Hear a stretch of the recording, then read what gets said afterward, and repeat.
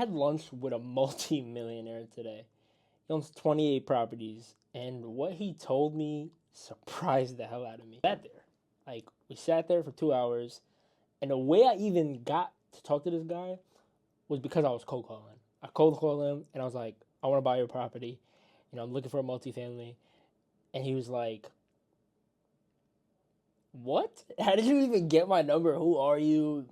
And we just kind of like sparked a conversation from there. And what surprised me the most was by the end of that conversation, he was like, "I only sat down with you because two things. One, the man who passed this knowledge on to me and told me to get into multifamilies and told me to invest was a Puerto Rican man, and you're a Puerto Rican young man. So I feel like it's kind of full circle.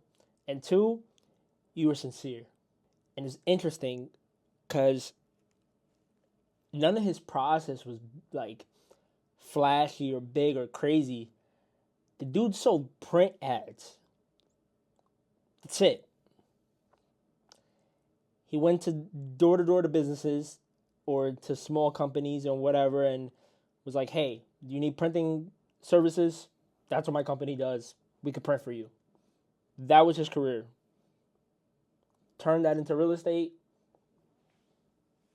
10 years later, leaves that company, goes into real estate full time, and he imparts wisdom on me.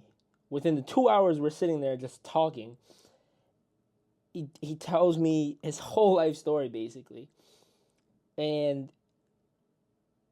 one of the things he left me with, aside from just don't rush and be patient, is when you're taking these risks to have these opportunities, always pay your bills, never be late to the bank or to anybody you owe, and be smart, right? So instead of getting a two family, why not get a three?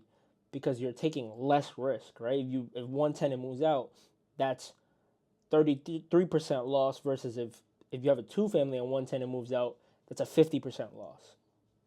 So he did that, and he was only buying like 1 to 2 properties a year for the last 30 years. He sold a couple here and there, but that's it. And the crazy part of all this, he said he saw parallels in us. He saw some of him and me, and that kind of showed me I'm not lost. I'm not far off. I'm just early. It's going to take time. So, yeah, I'm not there yet, but I'm on the path and I'm taking a journey, and I want to document the whole thing. So, hope you stick along.